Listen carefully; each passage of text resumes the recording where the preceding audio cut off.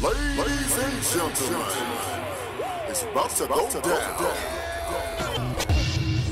Ladies and gentlemen, please welcome your hosts, RGX, RateWrestle, and Frozzy, representing Honor Club, and you're watching HCW.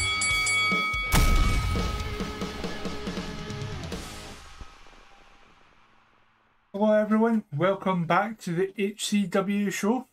My name is RGX, joined as always by Frozzy and RateWrestle. How are you guys? All good as always, just chilling, getting on with life, and yeah, we're here again for the start of a brand new week of wrestling.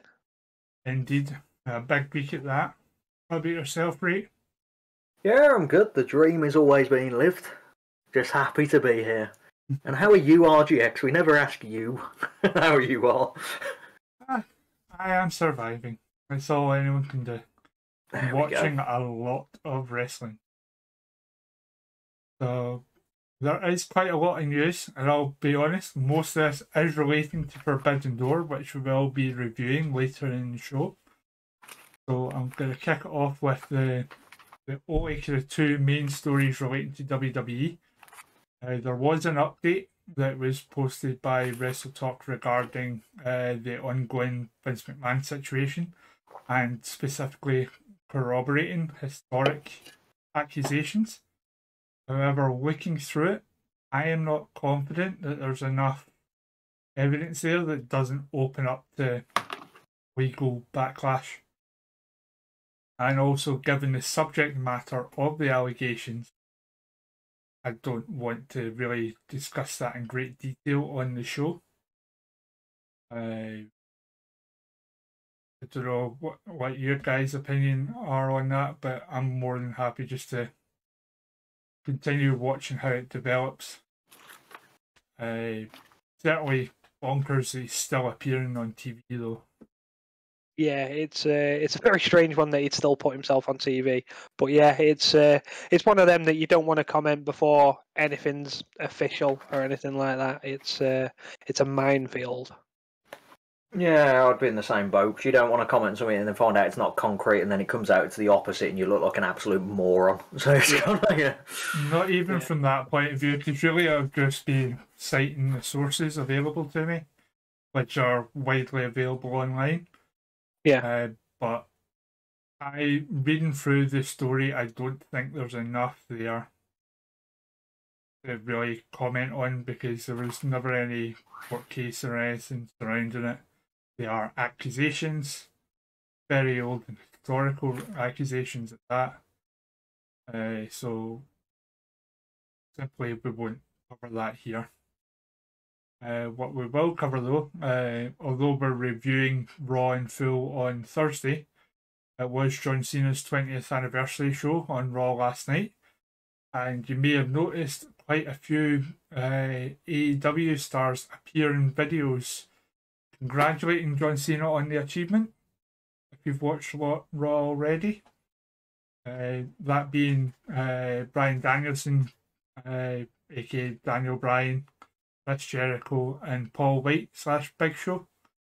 Now, Bryan and Big Show were given their WWE name bars, of course, but that's a huge thing to have, quote unquote, the competition on the video. I mean, we know the relationship with WWE and Bryan in particular is still really close. Apparently he's still friends with McMahon and left on really, really good terms. But yeah, apparently he messaged Tony Khan and he gave the go ahead for it. So it was a nice touch. Which is similar with the Jericho when he was on Stone Cold's podcast. So sure, it can be done. Yeah, and honestly I want to see more of that kind of stuff. Yeah, same. I want it to be like it was back in the WCW days, where they would make references to New York and that kind of thing. Yeah. But yeah, that was a really nice thing to see with everything going on, and I'm halfway through Raw, the show itself. It's not as bad as last week so far. Right, okay. But somehow it didn't make Raw, unfortunately. And this story just came out in the last kind of hour or so. Was Dana Brooke, the current 24/7 champion. Unfortunately, she had been in a car accident just a few hours prior. But she's not severely injured. She's still being assessed, but she says she will be back sooner rather than later. But yeah, it just says, much love to the WWE Universe for the support and love. Standing up for me. The reason I was not on Raw last night was because I got in a bad car accident in the past week. Doing good and will be back in no time. Appreciate the love and couldn't ask for better fan support. But no mention of what any actual injuries are. But we do hope that she's recovering soon. As much as we like to joke about Dana Brooks on the show, we never mean anything bad towards anyone we joke about, all them light-hearted and jest. Yeah. I'd like to think that just because we don't think she's like the greatest wrestler in the world doesn't mean we want her in a car wreck. Best wishes to her. Hope she gets better soon. And as I say, most of the rest of the news is all pretty much AEW and Forbidden Door related. What I will do is I'll run through all the injuries that AEW had going into the show, and any other injury reports that developed because of the show we'll cover as we're reviewing it. So, of course, they're missing a Punk after a foot injury. You've got Scorpio Sky, who's got a knee injury and is out after the since the 3rd of June edition of Rampage. Jungle Boy is out legitimately with a shoulder injury sustained in the ladder match. And loads of others. Big Shotty, Lee Johnson, currently injured at the moment. Cole was banged up going into the show, here to compete somehow. All the stuff that's going on with Jeff Hardy at the moment.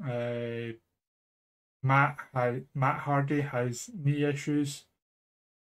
Loads and loads of injuries. And this show does not improve the situation.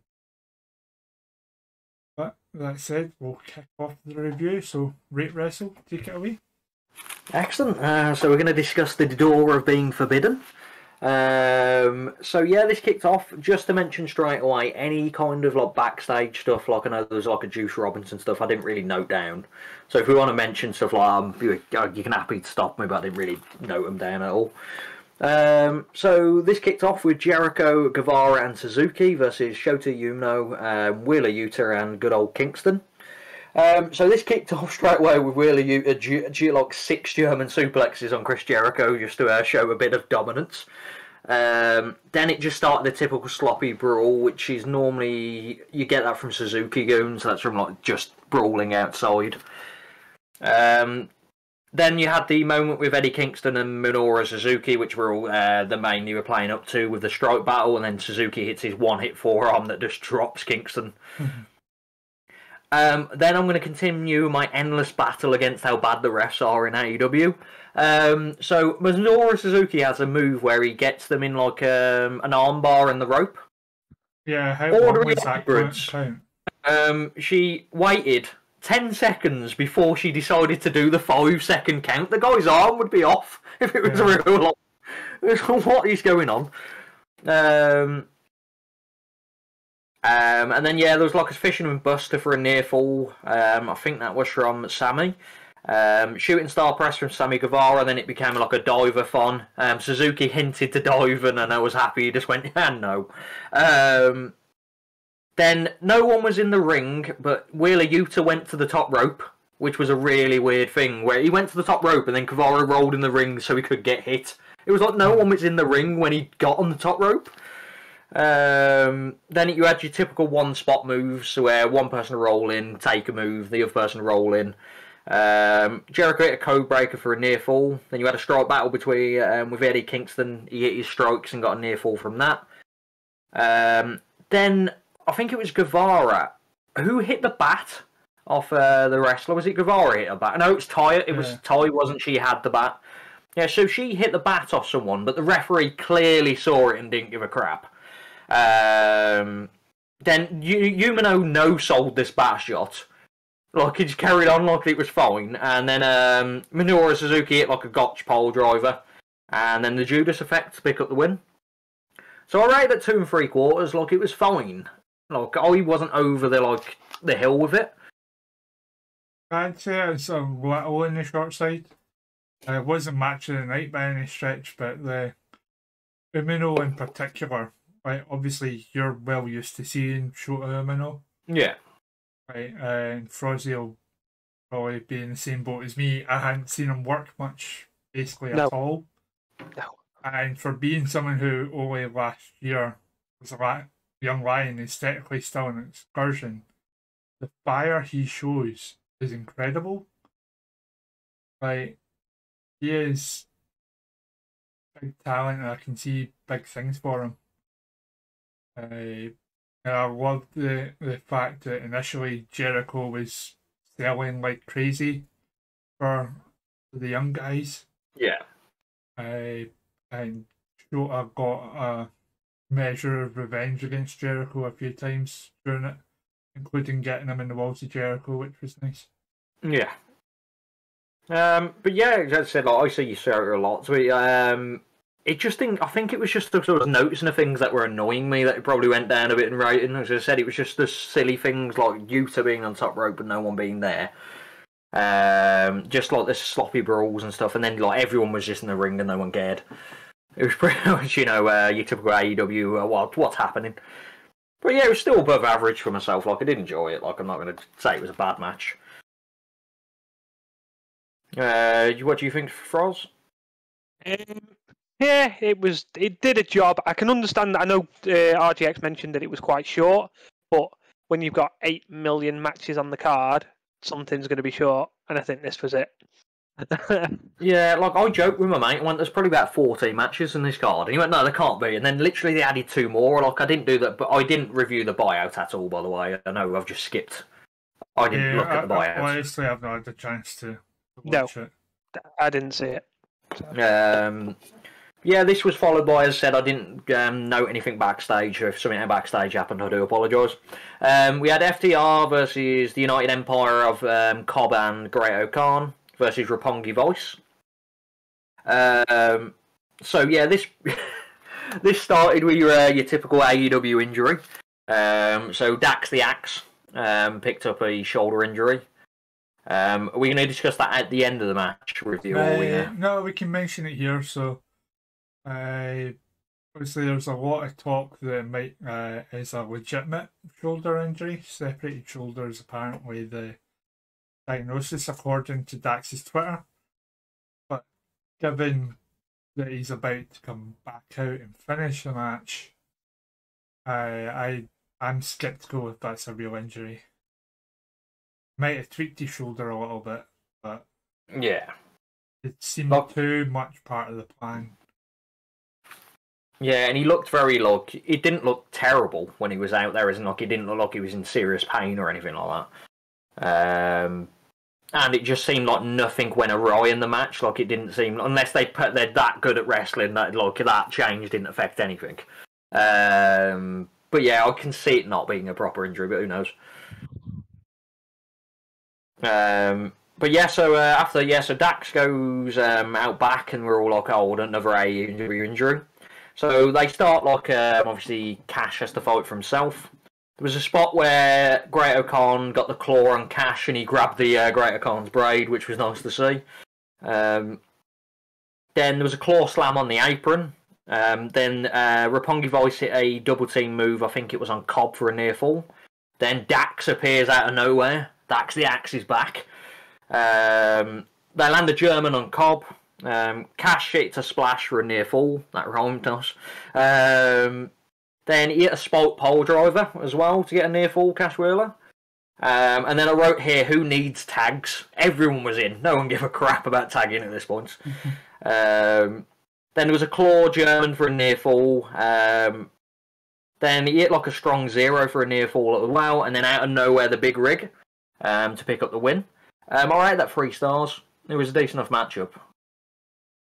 Yeah, right. I enjoyed it. Let's see, the way the match was laid out, not having Dax there would have been a huge on-the-fly thing for them to do. Yeah. So it must have been part of how they laid the match out. They are incredible storytellers, and a lot of these guys, but yeah, especially when you got a bit of language barrier with Great O'Can as well. Yeah.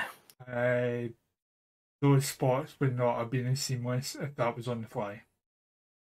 Yeah. Talking about O'Can, have we seen his Instagram? Yes. Yes. He is Good a horny grief. I can't believe. He is a horny bubber. Good old Great O'Can. He's conquering America. I like his emphasis on consent. Consensual. Yeah. He's a good man.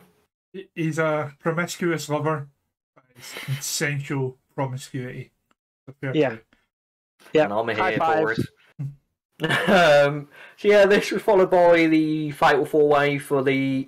What's the title called? The Transatlantic? What's it? All Mid-Atlantic, Atlantic. innit? All Atlantic. All Atlantic, even though they were going to have someone from a Pacific country participate.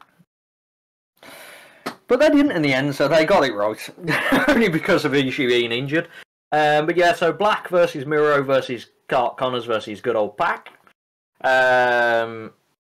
So they were just fighting over stomping Pac at the start, which was a pretty cool, fun thing to see. Miro was in control for a lot of this matchup, so they are building up pretty well.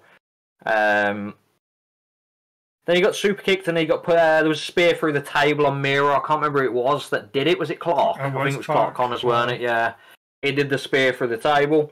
Then he hit a trophy kill for a near fall. Then he had the typical Tower of Doom spot. You need one of them in every show if there's a multi-man. Miro then got someone into the game over. I think that was Clark as well. It was Pac that was in it. Was it Pac? Yeah, he got me to the game over. Then Black came out. Not Black. He's not named Black anymore, is it? No, he is Black. Malachi Black. Malachi Black. Alistair Black is his WWE. Yeah, that's the one. Yeah, he got the mist in his eyes and actually hit it properly for once, which was good. He's took training off Julia Hart. I'm going to jump in here, though. It annoyed me a bit. It was the black mist, and Miro didn't sell that he was blinded. Because God saved him. I know, but I'm a sucker for like the mist war. The Camilla Cust Millers, yeah. So he should have been blinded. Yeah.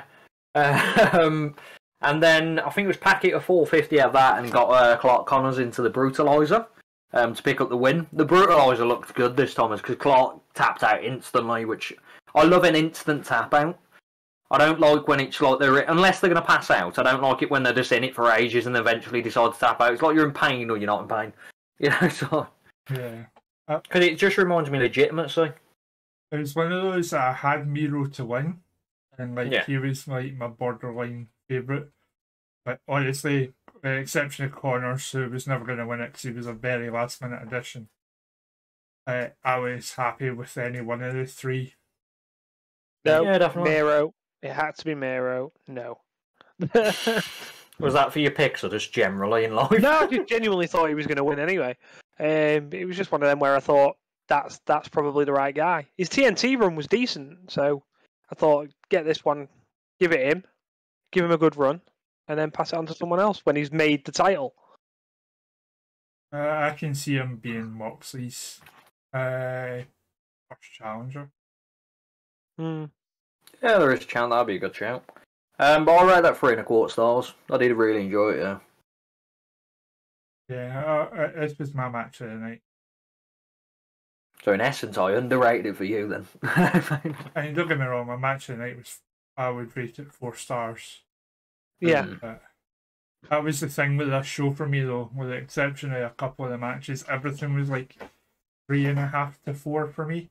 Nothing was like outstanding, edge of my, but nothing was actively bad.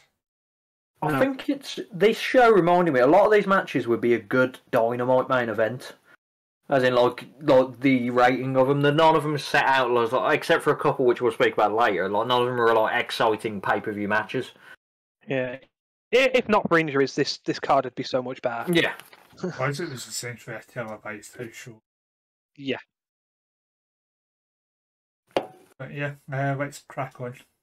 Yeah, so we had Shingo and Sting and Darby. They were called the Dudes with Attitude. I didn't note them down as the Dudes with Attitude because that's the only time this team is ever going to tag.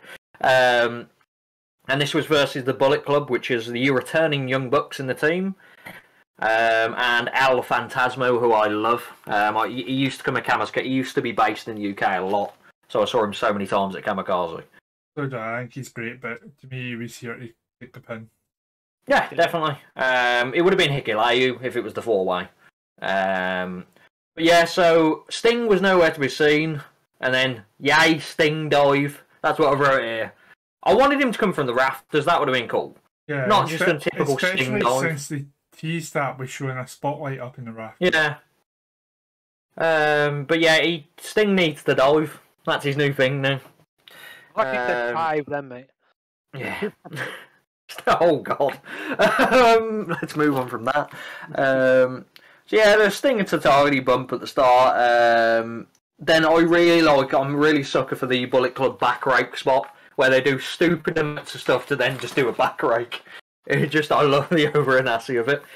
Hikuleu kept jumping Sting, but no one cares about this. Then Excalibur kept wanting up Kevin Kelly. So I think Kevin Kelly mentioned that, I think it was Takagi and, I can't remember, the Young Bucks. He mentioned the first time they met, and then Excalibur came out and went, no, this is the first time they met, and it's like, why did you need to do that? Yeah, that annoyed me throughout the night. Kevin Kelly is an amazing commentator. He's my favourite commentator out there. And constantly Excalibur was trying to be, no, I'm the main commentator. Yeah, it's like, no, you're not, Sockface. Let's move on. So yeah, Sting got a hot tag, which got stopped straight away. Hello Phantasmo a dick punch, which is always great to see. Sting got super kicked. So he was but he no-selled the hell out of it, that was one of my favourite no-sells he's done. Because it was just the lean back and then just like, it was like Terminator-esque. So they get more for bang for your buck for a near fall after that. Then you had the typical dives that you need through from the Young Bucks. Double death drop. Then Shingo hit a pumping bomber, which is just a lariat for a near fall. Then he hit Last of the Dragon on now Phantasmo to pick up the win. I rate that 2 3/4. It was fine. Yeah, is that what they called Made in Japan as well? Was like the other name? Made in Japan is when it's lower down, when he does it from the pump handle slam thing, but because he lifted him up on his shoulders, it's the Last of the Dragon. Yeah, because that was another thing that like the commentators contradicted each other on. Excalibur called it Made in Japan, and Kevin Kelly corrected him. Yeah, he might as well have said at the end, "Yeah, bitch." So this is how it's really called. But yeah, I think it would have been Made in Japan if he didn't lift him onto his shoulders suddenly. He's got 2 variations of the move. But yeah, he was fine. Like, it was above average for a match, but it would just be a typical Dynamite match. I didn't watch it because it's the Young Bucks. I've never heard you sound more dead inside either. It's 3 1/4 for me. This is the only time I mention something from backstage. So Yumino's backstage, and then the wizard comes along with Fireball. Why not? That's just because he's a wizard. So this was followed by Rosa versus... Yep. To be fair, in the build-up to him fireballing him, even though we all knew that's what they were going to do, he was saying that he really respected him. And it seemed like they were being somewhat genuine, but they were going to do it anyway. Which I think was the case. I don't think they were lying to him, telling him they respect him. Yeah. I think they were genuine. Like it was a fireball. Yeah, I fully respect you, but here, fire to the face. Because he's a wizard. And that's all that matters. So yeah, you had Thunder Rosa versus Storm. So once again, as I said, I'm getting more high in Storm every week. She actually is trying, it seems now, and like there's a bit of backing, and like the crowd doesn't die every time she's out now. So you had the technical start where they were trying to one-upmanship. You had the back and forth strikes. Thunder hit a Northern Light suplex on the floor outside. Then Toni Storm hit a German on the apron, which was like a really weak German, where it was just like she rolled back over. But still a German on the apron. Then she hit like a hip attack, which was just like decapitating hip attack. Like I've never seen so much force in a corner with that. This was followed by a DDT for a near fall. Then Thunder Rosa hit a Death Valley driver for a near fall after that. Then she hit the Thunder Rosa driver for the near fall. And then she hit the final Reckling from Dustin Rhodes' finish and picked up the win. Once again, I rate that 2 3/4. It was fine. Yeah, I'm convinced they originally had like 15, 16 minutes allocated for the match, and then we're told, oh, you've got 10. Yeah. Because the pacing in this was weird. They seemed like they didn't cut anything, they just sped everything up. Yeah. Yeah, it's happened a lot with Rosa matches, though. You remember the one with Britt Baker in the cage? Where it was like suddenly it just ended. Like there was like chair shots and no selling everything just to quickly get everything in. Yeah, I think that's what's happened here. And honestly, I thought they were going to drop the title because I get that she's unhappy just now with how she's been represented and stuff. But in the same token, she's not really set the world alight since becoming champion. I think it's rust though, isn't it? Because she was wrestling so much, and as soon as she's become the champion, she didn't wrestle at all. I don't think you can accrue that much rust. I don't know, it's very much you kind of need to be on TV for the cans to care, isn't it? No one, because of promos. The promos are the ones that kill it for me. I just think it was a bad decision to give it to her. Dead inside. So yeah, this was followed by one of my favourite matches tonight, which was Ospreay versus Cassidy. So United States, New Japan's United States Championship, basically. So it started with like a speed spot with good old Orange Cassidy with his hands in his pockets. Then he started mocking Ospreay every chance he could. So he tried to do a dive, but instead he rolled backwards really slowly and did the pose. So that was incensing Ospreay. Then he hit assisted shotgun drop kick. So he Cassidy was on the apron, not on the apron, on the guardrail. Ospreay ran the length of the ring, and then Ozzy Open caught him and threw him into a drop kick. And then he caught him into a stretch as well after that, and he was just mocking Cassidy after that. He started quad kicking him in the head, and then he started doing like after that. Cassidy started doing the faux quad kicks, which just were basically tapping him really lightly with the quad kicks on the head, and then tapping him on the shins. So obviously that was incensing him as well. Then he started hitting his stride. Cassidy hit like a Minoshinoka drive from near fall. Diving ISIE moonsault as well. Then he hit a diving DDT for the near fall as well. And then Ospreay took in charge with his cheeky Nando's kick. And then he full on whacked Cassidy's head off the camera. Like full on. Oh, yeah, it was Cassidy hit Ospreay's head off it. The opposite, yeah. So Full I just on remember absolutely his blasted big him. sweaty dome leaving a streak on the camera. Full on blasted. This led up to Cassidy hitting the beach break for a near fall. Then Ospreay followed this up with two cutters, one being a normal cut and then the other one being the Os cutter for a near fall.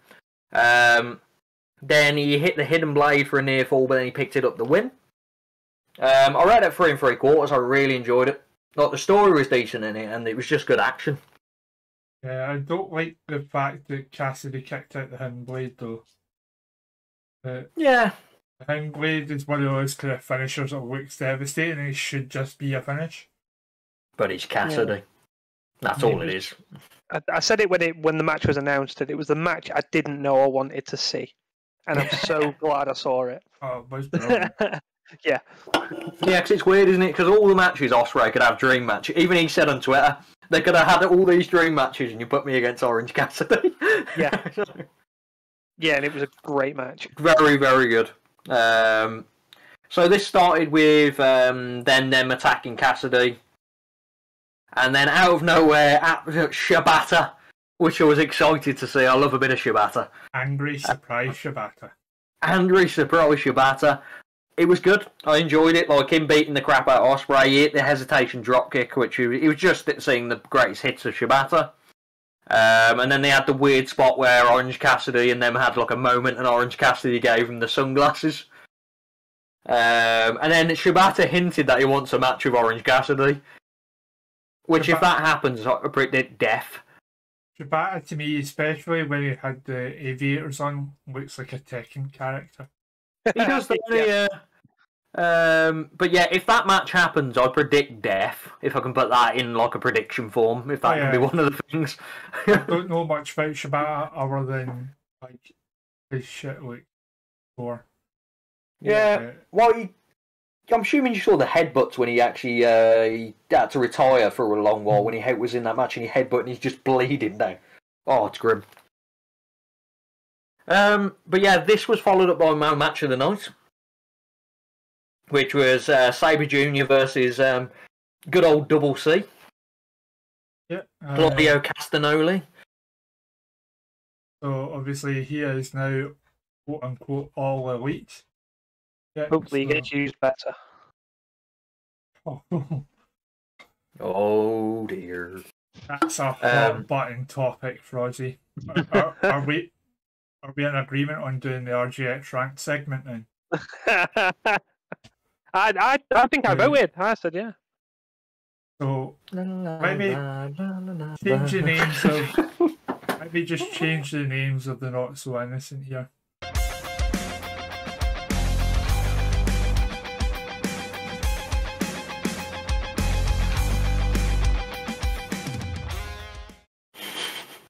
So in a certain server that we're all mutual members of, we were discussing who the mystery man was going to be. I said it should can only be Cesaro based on what Daniel Bryan had said. Same thing I said on the show last week, that Daniel Bryan said it was someone who was technically on his level was going to replace him for Blood and Guts.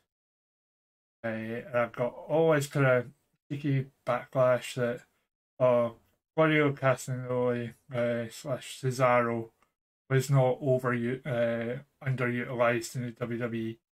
He had long title reigns, and he had a main event with Roman Reigns and Seth Rollins. The title reigns they're referring to is 7 of those 8 title reigns are tag title reigns.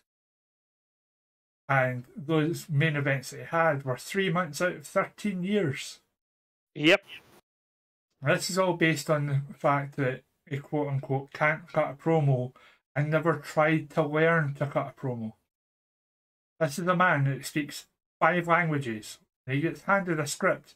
He needs to translate that into German and then into English. Yeah.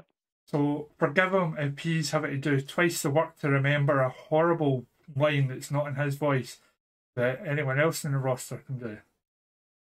Proving time and again that when you let him speak his own words, he is eloquent, he is impactful, and you believe every word he says. Anytime you've seen him on Talking Smack, up, down, down. He caught a massive one on Talking Smack that was like, that's amazing, why did he not let him do this more? It's just, I can't wait for him to drop on an AEW and just be like, there you go. And a big argument behind it was, they gave him a manager. In fact, they tried it twice. No, they had him with Zebediah, who was focusing purely on Jack Swagger, who got a world title run, and Cesaro didn't. Already criminal. And then put him with Paul Heyman, who was already too busy focusing on getting Ryback and Axel over. Yeah. So again, Cesaro was an afterthought in that. He had gotten like a mouthpiece for him. Maybe not a Paul Heyman, even just someone like a MVP or like that kind of level. Or quite honestly, Brock Lesnar and just come out, kick your butt, go home. But the entire time he was hamstrung. Yep.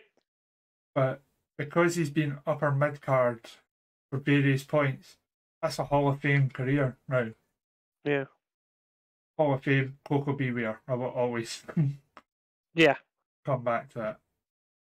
If you go back 3 years, Roman Reigns used to get hammered every week for not being able to cut a promo. Suffering succotash, son. Yeah. And now look at him. So no one can tell me it can't be done. No one can tell me he didn't deserve it, because he did, because half of the people on the WWE roster cannot hold a candle to Cesaro. And I will keep calling him Cesaro. So, yeah. When I joked that he was criminally underrated, that was enough to send the dogs after me. Yeah. And not only that, we talked about, like, before the show, we thought that was it. And then I got a ping at like 3 o'clock the following afternoon. Yeah. Going, those of you that were saying last night that he was underutilised, do you think you'll still class him as underutilised if he doesn't get a world title in AEW?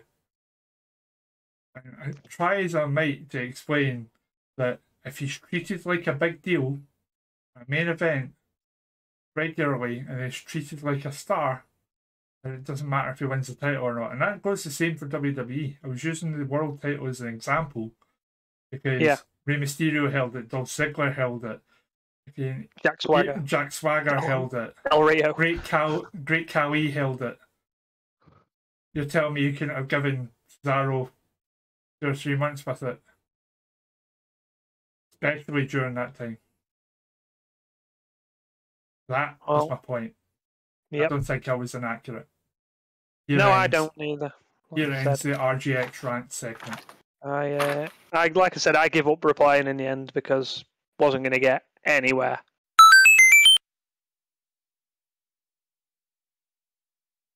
Anyway, now that I've gone out of business for myself, what's going on? Yep. Wonderful. So, Double C didn't actually appear at AEW. So Claudio Castagnoli versus Zack Sabre Jr. So this started off with him walking to the ring and European uppercutting the hell out of Sabre, hitting the neutralizer, and I thought this was it. I thought I was like, oh my god. But Zack Sabre Jr. sold it like a champ and kicked out of literally the last second. And then he hit like a few backbreakers, then another uppercut. Wailing on it at this point, wailing bomb. Then this kicked off into Zack Sabre taking like the technical side of it. So he tried a big swing, but Zack reversed it into like a guillotine kind of thing. Then he got him like in a top rope octopus. But then Cesaro, I'm just going to call him Claudio. Let's go with Claudio. He did a top rope gut wrench, which was pretty fun to see. Then he got him into the big swing, but that was replaced. It's Zack Sabre Jr.'s like a big swing into his armbar. Then he got him into a heel hook straight after that, so he was trying to like submit him, which he was like the focus continuously from Zack Sabre Jr. Massive uppercuts from Claudio at this point. And then Zack was hitting like a few PKs and Claudio was just taking them. This was followed by the European clutch. Zack's one of Zack's pinning for so the pinning combination, that's the word. But yeah, this was just like, it was just sort of like he started getting all that brawl. Zack was trying to continuously either submit him or pin him. Claudio was just trying to outpower him. He did like the throw up uppercuts and stuff like that. And then he hit his finish, which I think they called it the Riolia. Yeah, it's the one he used to. I'm sure he used it in ROH, which was his basically grabs and crosses the arms over. Yeah, like a straight jacket, Yeah, straight jacket powerbomb. Yeah. But I like the new finish. But yeah, and then he picked up the win. So I rate it 4.25 stars. I really enjoyed the matchup. I just like the technical aspects. So they really built up Claudio to be to look great. Yeah. And they made Zach look decent as well, so it doesn't. If they eventually have him versus Brian, it doesn't look like he's just been battered. I know that ruins the match now, according to the same people we had that conversation with. Yeah. I wouldn't. Why would Daniel Bryan want to face him now? Yeah, but Daniel Bryan also faced John Silver and Ten and Angelo. Again, that was my point in the chat. But yeah, 4.25 stars. My match of the night. Definitely a highlight. Oh, yeah, it was brilliant. It was tied with me for the All Atlantic title match. Yeah, it was just a bit below Osprey for me, but still a solid match. Yeah, it's nice. We've all got different opinions, so like a different as like my highlights. So that's a good event where you don't all have everyone think that one match is great. Yeah, which is normally the case for like Raw and SmackDown, where it's like you definitely know what the match of the night is. There's no opinion. As I say, they're all good matches. It's just the scale of good. Yeah. But yeah, so this was followed by the 4-way for the IWPG Heavyweight Championship, New Japan title. So it's Cole versus Page versus Okada versus White. So this started with like a full-on outside brawl. Page and White were working together, so they like a ramp double suplex. Not Page. Cole and White were working together. A double suplex on the ramp on Page. Then Okada got into a few of his spots, so he has a big spot where he always crossbodies someone when they're in the crowd. It looked a bit weak from this one because he's so used to New Japan. It's the people are so far back he can do it at distance. But this was pretty much he kind of dived and they caught him and fell over. Then there was a very fun spot where Jay White and Adam Cole were still working together. Then out of nowhere, Adam Cole hit the backstabber, which is the perfect move to break up like the bond between them. Then you had the typical one-hit move spots where everyone's hitting their move. Page hit a Liger bomb for a near fall. He hit a buckshot lariat that got a near fall because I think it was Okada that broke it up.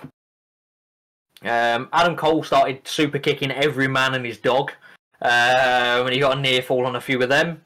I just wrote here all the super kicks. I haven't seen so many super kicks. It's a Young Bucks match. Yeah. Then White hit a move on Adam Cole. I don't know what the move was. I can't remember it. But then he hit the Blade Run on Page. And then he pinned Cole, and Cole looked dead to pick up the win. So Okada went to pull Cole in for the Rainmaker.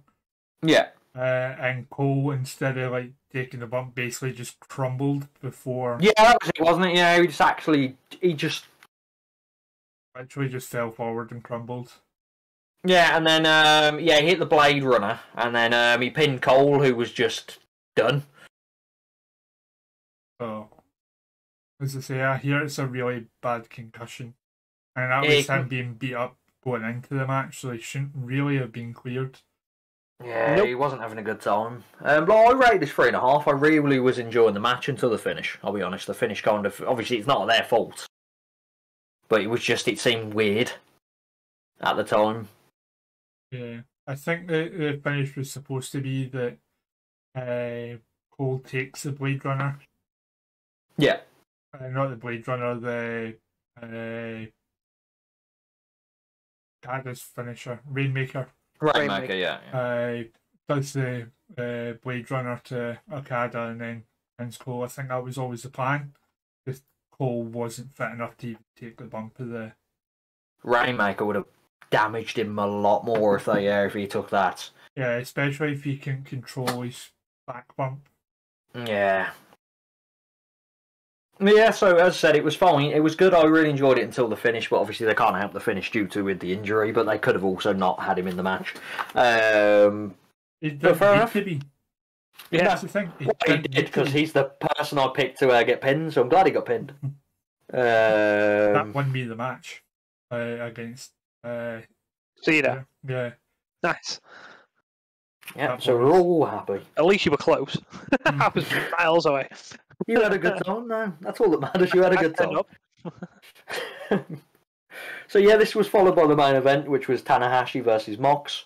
So he had the strike battle at the start. Tanahashi hit the Dragon Screw, which is one of his signature moves. Mox hit like a second rope. It was like, I can't remember what they call it. It's like a tiger suplex. And then he hit a pole driver just out of nowhere. Tanahashi got him in the cloverleaf, which is always one of his like big moves. Then they started brawling outside. John Moxley Uranogi'd him through a table because, you know, Moxley needs to do that every match. Put someone through a table. There was a 10 count near fall for that, whereas Tanahashi rolled back in the ring. One bit of good commentary from Excalibur, because Tanahashi wouldn't be used to a 10 count, so I did like that they did mention that, because New Japan's always 20. Then Tanahashi hit the Danielson stomps, which I liked there as well. So he started stomping Moxley. He hit a sling blade, and then for some reason Moxley's bleeding, because Moxley needs to bleed every match. Doesn't matter what match it is, he just needs to bleed. Tanahashi hit like a high five flow. He hit this twist and shout. Moxley hit a paradigm shift for a near fall. Then Tanahashi hit another high fly flow for a near fall after that. He got him in a bulldog choke after that, Moxley on Tanahashi, where the blood was pouring out of him. Followed this with like a big lariat for a near fall, and then he hit the Death Rider, which is just a variation of the paradigm shift, to pick up the win. I rated that 3.5. It was good. Some elements I don't like. I just don't like that Moxley has to bleed every match. It just takes away from it. Yeah, I find that, and I really hated the ending of the show. Like, the match itself was decent, though under-delivered for me, like by quite a margin, if I'm being honest. Yeah. And the ending just made me not salty, but just, oh God, not again. Yeah, but all it was done is the ending. If you're on about the jazz brawl at the end, all it was is set up for Claudio to be Claudio Smash. That's all it was set up for, wasn't it? No, but it's been done to death, that's for. Especially when you literally just did that on Dynamite. Yeah, but this was on pay-per-view. I could be on my own here, but I feel like Moxley's matches since the start of AEW and his run after he lost the title to Omega have got progressively worse. And I actively don't enjoy watching him anymore. There's the odd match. I like him more on the indies, I'll be honest. I just think everything's the same. I like him when he's in a hardcore match when it's supposed to be a hardcore match, because I'm in mind for that. This Tanahashi match wasn't supposed to involve tables and Moxley bleeding for no reason. I don't even know how he started bleeding. It's just a crutch it has at this point, I think.